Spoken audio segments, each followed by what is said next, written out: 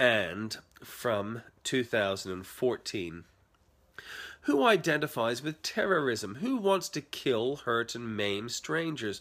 Who feels that their way of life is dependent on eliminating others who exist peaceably? Two groups stand out: rednecks of the type that bombed a government building in the US 20 years ago in order to make a statement about government intrusion on individual rights, and Islamo fascists, who some claim are not really Islamic, but whom seem to be endorsed by most Islamic bodies. No one that is sensible identifies with terrorism. Bobby Sands, who starved himself to death in support of the IRA, was not a sensible person worthy of respect.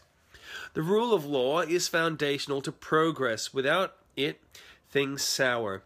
Some say things fall apart without law. That is the great hope of terrorists, but in all of human history, it has never worked that way. Terror initiates great pain and suffering, but does not win conflict. There are many counterexamples to my assertion that terror does not win conflict. Vietnam War, Afghan, Soviet War, Chile pre-Pinochet.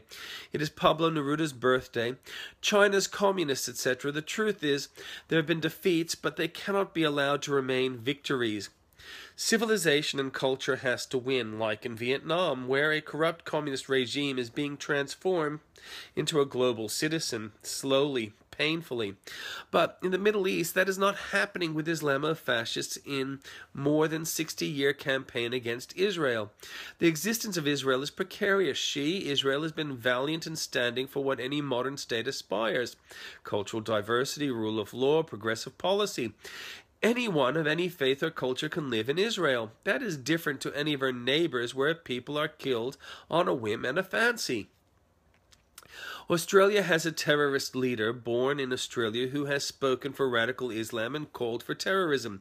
He is called Musa Centurion. He has recently been captured in the Philippines, although his boasts and rhetoric placed him in the Middle East. As is typical of such terrorists, he is on disability support pension in Australia.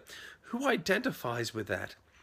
Today is the anniversary of what led to a unification of Great Britain in 927, when King of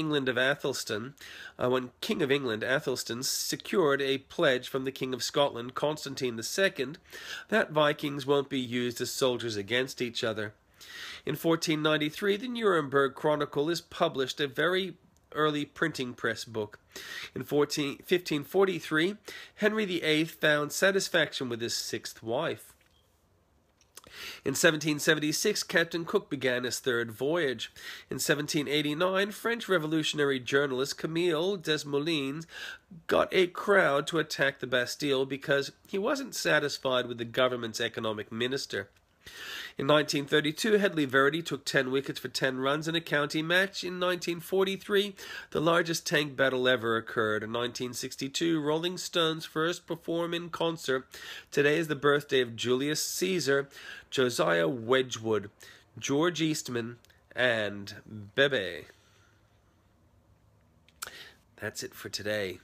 Don't see anyone here, so if you come by this video at a later date and you like it, Also, feel free to comment and share.